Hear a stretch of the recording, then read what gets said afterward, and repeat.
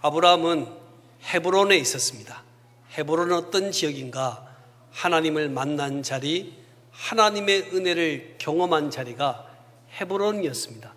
헤브론에 있을 때는 하나님의 심판으로 말미암아 소돔과 고모라가 멸망될 때 아브라함이 자기 조카 롯을 위해서 하나님 앞에 기도했습니다. 하나님, 그 롯을 살려주십시오. 하나님, 그 롯을 지켜달라고 간절히 기도할 때 하나님께서 이 소돔과 이 고모라 성을 멸망시킬 때 아브라함의 기도를 기억하사 롯을 그 멸망 중에 구원케 하시는 은혜를 가질 만큼 아브라함은 믿음의 사람이고 경건한 사람이고 영적 승리의 경험을 가진 믿음의 사람이었습니다. 그러나 그 헤브론에서 그랄 지역으로 옮겨가면서 하나님의 은혜가 소멸되고 하나님의 은혜의 자리가 그 자리를 떠나게 되니까 두려움 앞에, 위기 앞에 무너진 실패한 신앙인의 모습으로 오늘 본문은 표현되고 있습니다. 아브라함은 20년 전, 창세기 12장 사건입니다. 20년 전에 그 땅에 큰 기근이 왔습니다. 먹을 것이 없는 거예요. 그래서 목초지를 찾아서, 아브라함은 목자기 때문에 목초지를 찾아서 헤매다가 목초지가 풍성한 애굽 땅으로 이사를 하게 되었습니다. 근데 그때는 아브라함이 초보 신앙이에요. 별로 신앙이 좋지 않았습니다. 아주 초보 신앙을 걷고 있고 또한 기근 때문에 생명을 유지하기 위해서 애굽 땅으로 갔는데 그 땅의 사람들이 너무 무서운 거예요. 왜냐하면 그 땅에는 독신이 오면 이 사람은 이 땅에 머물 사람이다 해가지고 잘 대해줬지만 결혼한 사람이 오면 저 사람은 언젠가 떠날 사람이다 이렇게 생각했기 때문에 아내를 빼앗기도 하고 또 그 남편을 죽이는 습관들도 있었기 때문에 아브라함에게는 큰 부담감이 되었습니다. 그래서 마음에 생각했던 작전들이 무엇이냐? 바로 당신은 너무 이쁘기 때문에 당신 때문에 우리가 죽을 수 있으니 누이라고 해라.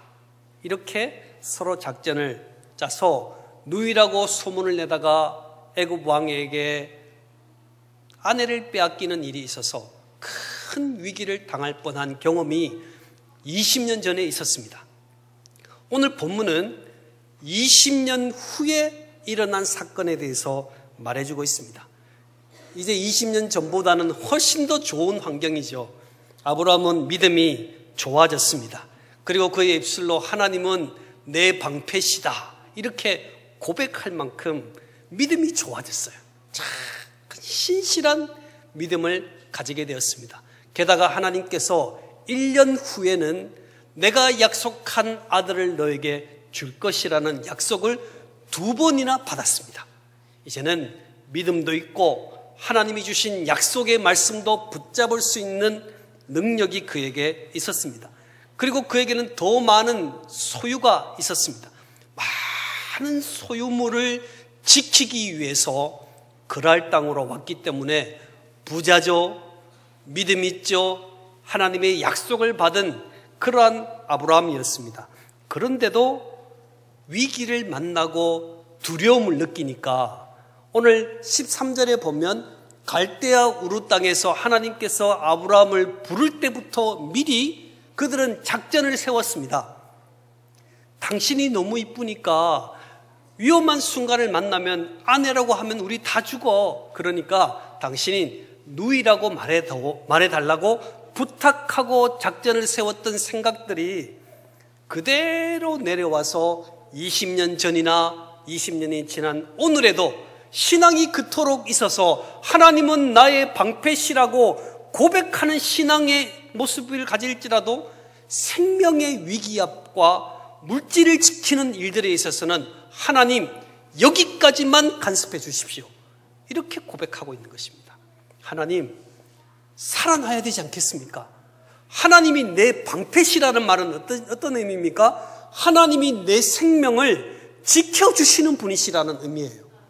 하나님이 내 생명을 지켜주신다고 믿음으로는 고백해놓고 삶 가운데는 믿지 않는 것입니다. 그리고 하나님, 내가 죽게 되었으니 내 방법으로 거짓말을 해서라도 살아나야겠습니다 라는 생각이 아브라함에게 있었습니다. 여기까지. 오늘 이 모습이 저와 여러분의 모습은 아닌지를 돌아보셔야 되겠습니다. 우리는 온 마음을 다해 하나님을 사랑한다고 하지만 여기까지. 하나님, 물질은 안 됩니다. 물질은 어떻게 해서라도 지켜야 되겠습니다. 내 방법으로. 하나님 방법 아니고 내 방법으로 지켜야 되겠습니다. 우리 가정은 내 방법으로 지켜야 되겠습니다. 나의 출세는 내 방법으로 해야 되겠습니다.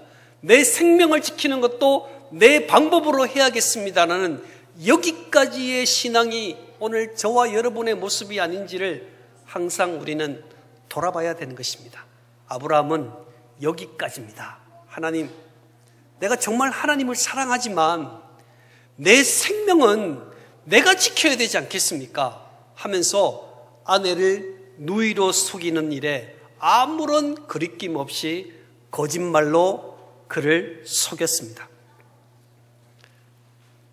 오늘 저와 여러분의 모습을 돌아보면서 생명을 보존할 수 있다면, 양을 지킬 수 있다면 인간적인 어떤 술수를 사용해서라도 아내를 버리고 믿음을 버리고 하나님을 버려서라도 나는 지키겠다고 생각하는 내 마음의 한계를 오늘 저와 여러분이 가지고 있지는 않습니까? 오늘 하나님께서 그 한계의 문을 열고 하나님께 회개하며 하나님, 이것조차도 하나님께 드리겠습니다. 이것조차도 하나님이 기뻐하시는 일에 헌신하겠습니다라고 고백하는 순간 우리는 하나님의 사람으로 쓰임받는 은혜를 가지게 되는 것입니다. 아브라함이 한 것은 너무나 작은 거짓말 같습니다. 아내를 누이로 속이는 것은 큰 거짓말이 아닌 듯합니다. 그러나 지금은 하나님이 개입하지 않으시면 아브라함과 사라를 통해서 큰 민족을 이루겠다고 약속해 주신 언약에 차질이 생기는 위기가 세게 된 거예요. 작은 거짓말이 하나님의 큰 계획을 차질로 만드는 어려움을 가지게 되었습니다. 그때 하나님은 아브라함을 홀로 버려두지 않으시고 하나님이 직접 개입하셔서 이 문제를 해결해 주시는 하나님의 은혜를 우리는 보게 됩니다. 역시 하나님은 하나님의 사람을 좋아하십니다. 하나님의 편을 좋아하십니다. 같이 한번 해볼까요? 하나님은 내 편이십니다. 그래요. 하나님은 내 편이세요. 하나님께서 나와 세운 언약을 이루시기 위해서 하나님께서는 아브라함을 책망하지 않으셨어요. 아브라함아, 너는 믿음이 좋다고 하면서 어찌 그래 거짓말을 하느냐, 잘못된 거짓말을 하여 죄를 범하느냐 말하지 않으시고 오히려 아비멜렉을 책망하고 계시는 모습을 봅니다. 3절 말씀을 한번 읽어보겠습니다. 3절 읽겠습니다. 시작. 그 밤에 하나님이 아비멜렉에게 현몽하시고 그에게 이르시되 내가 데려간 이 여인으로 말미암아 내가 죽으리니 그는 남편이 있는 여자임이라.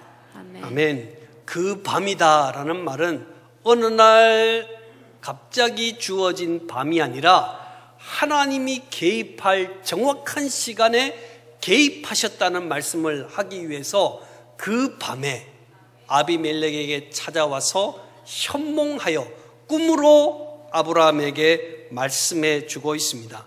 내가 데려간 이 여인으로 말미암아 내가 죽을 것이다. 그는 남편 있는 여자다라는 경고를 하게 되었습니다. 이 말의 의미는 무엇입니까? 하나님의 백성을 건드리면 죽는다, 이 말이에요. 하나님의 백성을 건드리면 너는 죽게 된다라는 경고를 하고 있습니다. 정말 하나님의 백성들은요, 참 다른 게 별로 없어요. 하나님의 백성은 달라야 되는데 하나님을 믿는 자도 똑같이 거짓말하고요, 똑같이 잘못된 일 해요. 근데 하나님께서는 하나님의 백성을 건드리면 죽는다. 이 말의 의미는 하나님의 은혜가 그럼에도 불구하고 하나님을 사랑하는 주의 백성을 하나님께서 보호하시고 이끄시는 하나님의 모습을 우리는 본문에서 보게 되는 것입니다. 경고했어요. 하나님의 이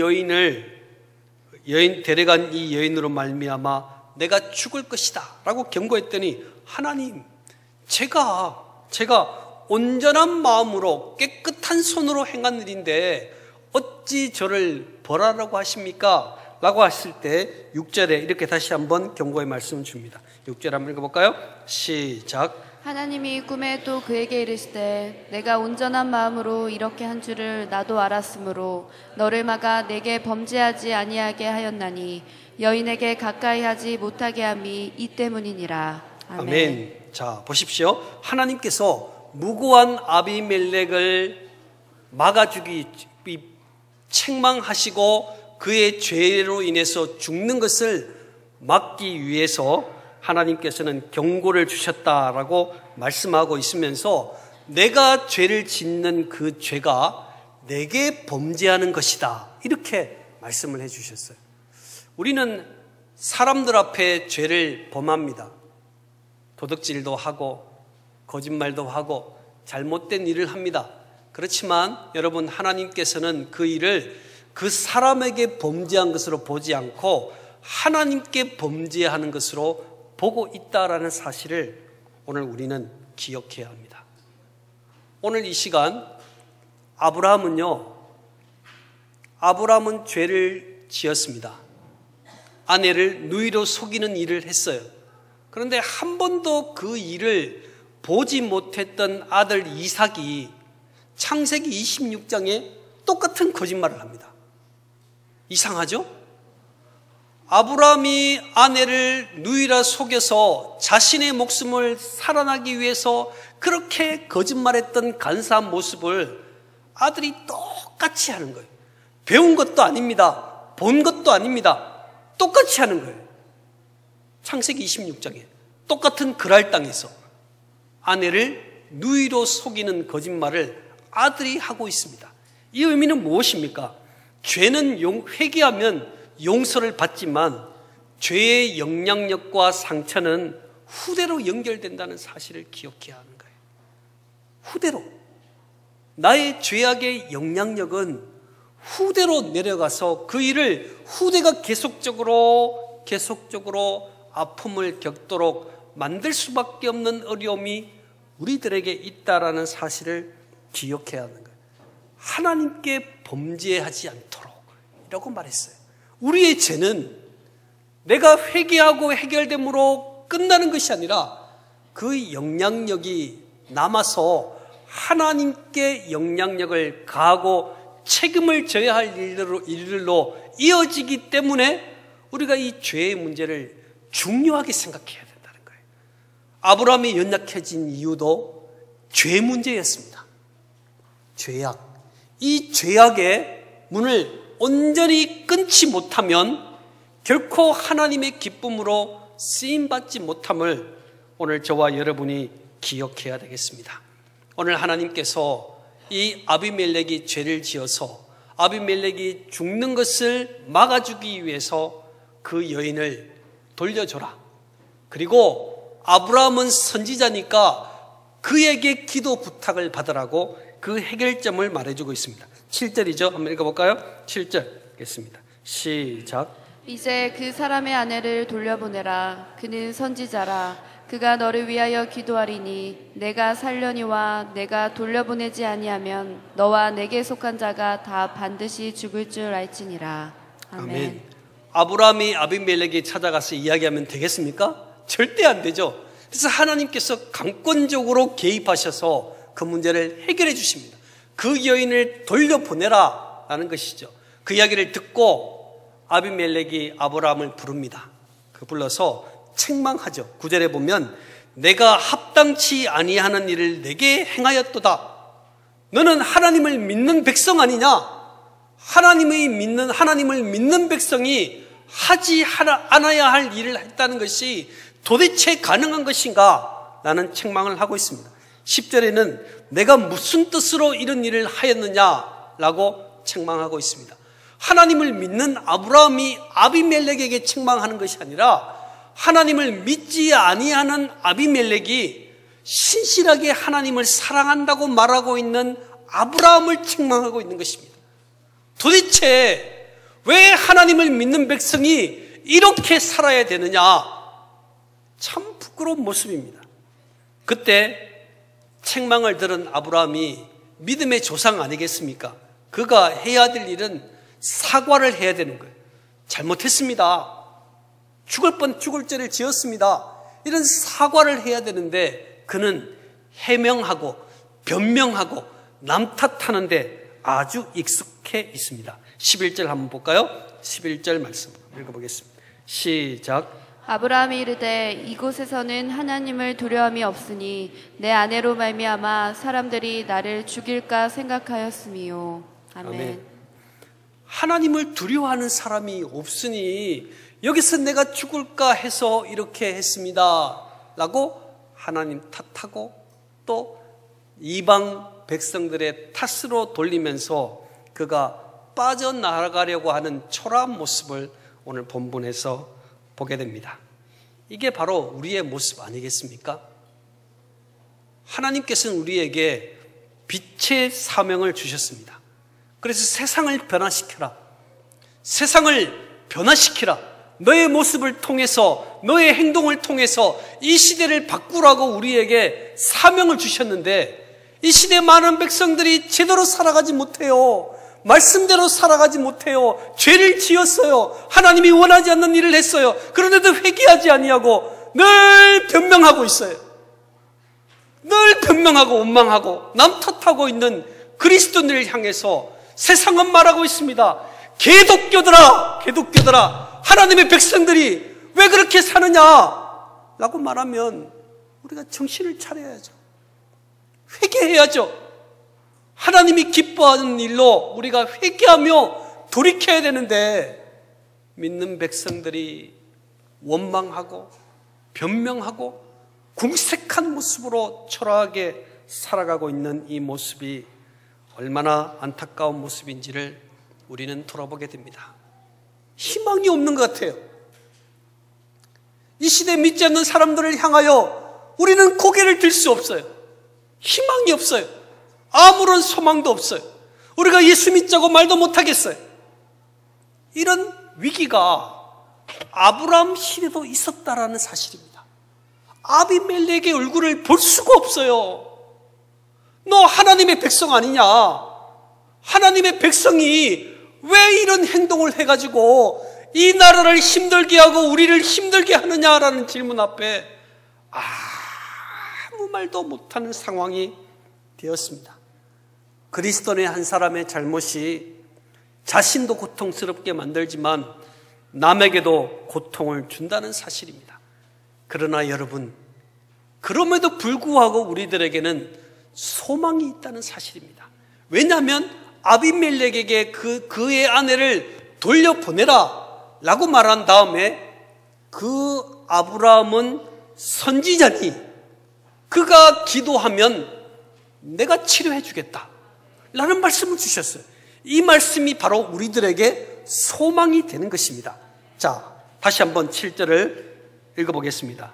7절 읽으시면 7절 읽어보겠습니다. 시작. 이제 그 사람의 아내를 돌려보내라. 그는 선지자라. 그가 너를 위하여 기도하리니 내가 살려니와 내가 돌려보내지 아니하면 너와 내게 속한 자가 다 반드시 죽을 줄 알지니라. 아멘. 아멘. 그는 선지자다. 그 선지자가 너를 위해서 기도해주면 내가 너희들을 치료해 줄게. 이렇게 말씀해 주시는 것입니다. 책망하면서도 그들은 답을 알고 있습니다. 아비멜렉은 아브라함을 책망하면서도 이 아브라함이 기도해 주지 않으면 우리 나라가 멸망할 수밖에 없다는 사실을 아비멜렉이 인식하고 있습니다. 이게 바로 소망이라는 것입니다.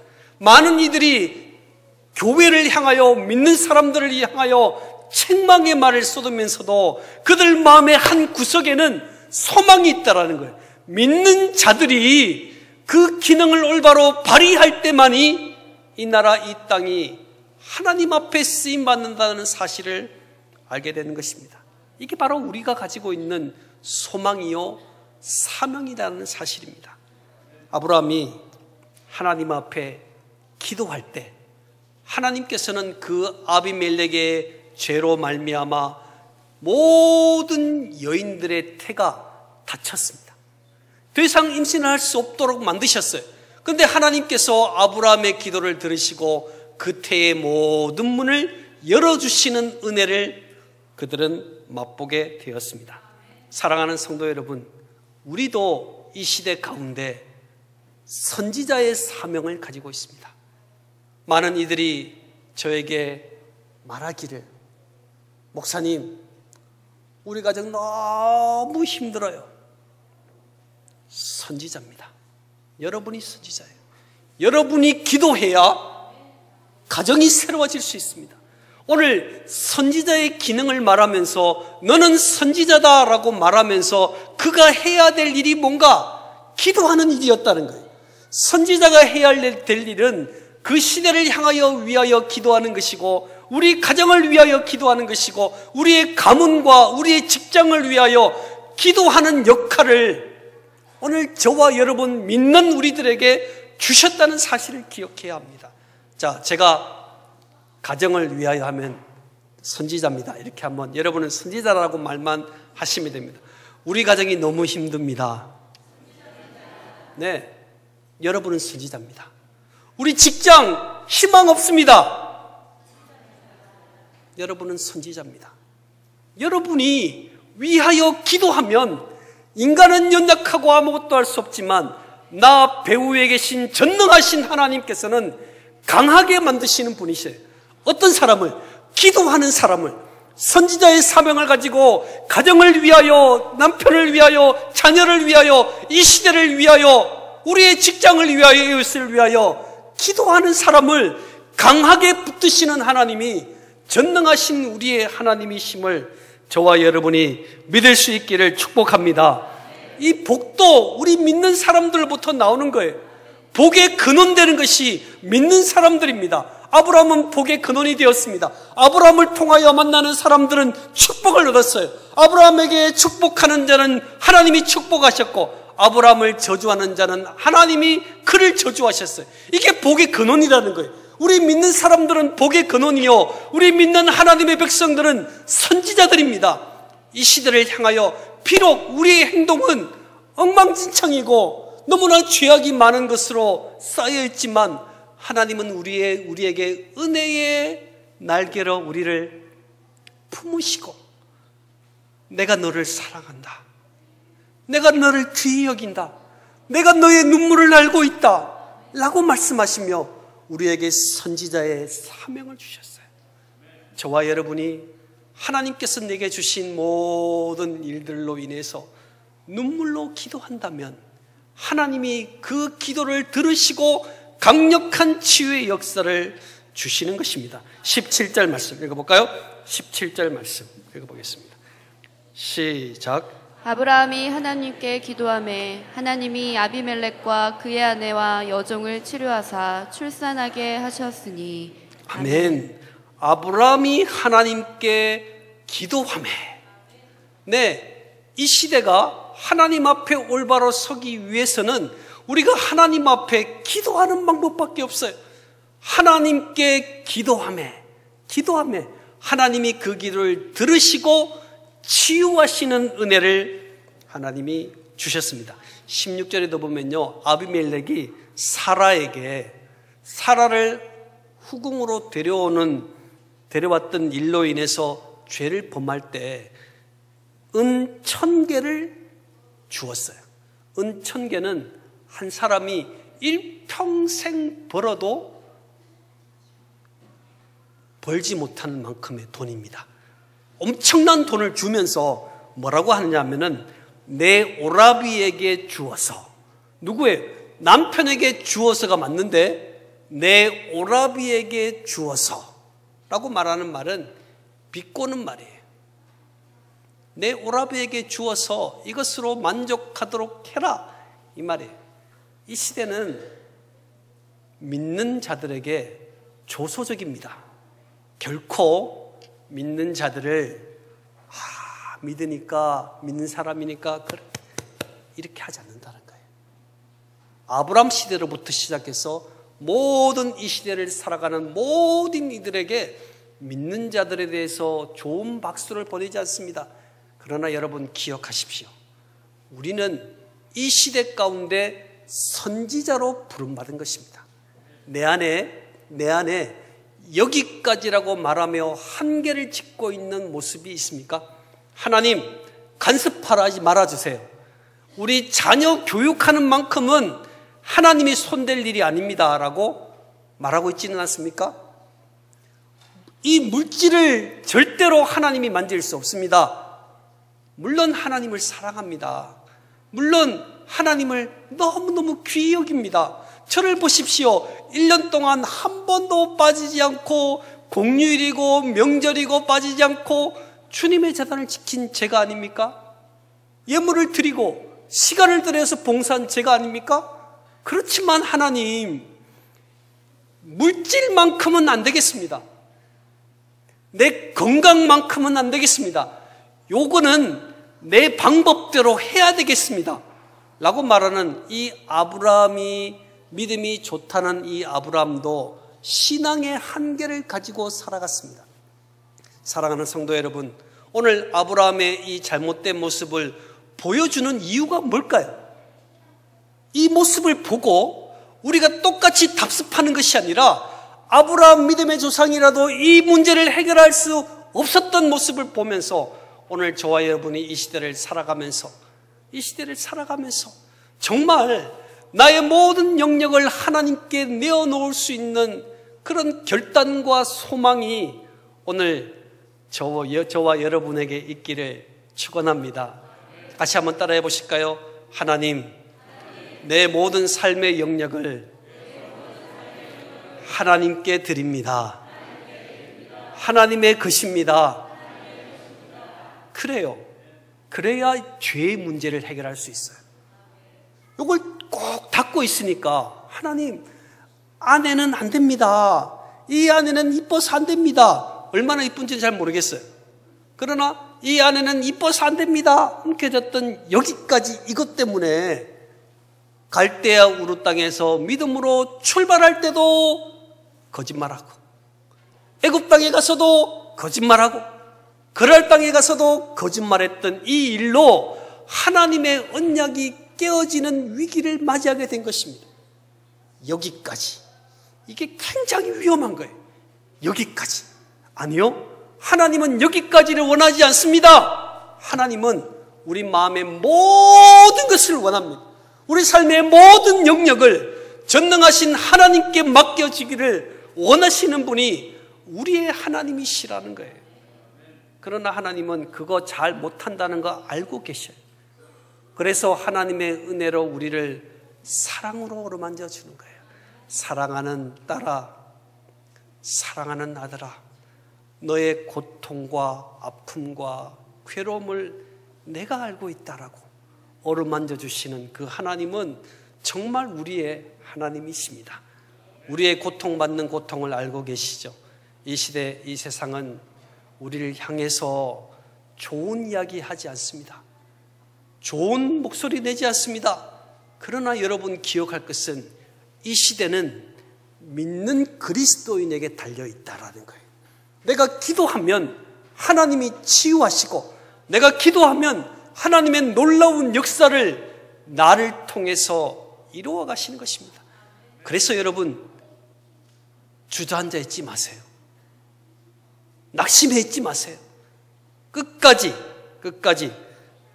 약속의 성취가 더딜지라도 끝까지 믿음의 자리를 지키며 선지자의 사명을 감당할 때 하나님이 나를 통해서 우리의 가정을 변화시키고, 나를 통해서 우리의 이웃을 변화시키고, 나를 통해서 우리의 직장도 변화시키는 하나님이 저와 여러분이 믿는 하나님이심을 믿으시기를 축복합니다. 기도하겠습니다.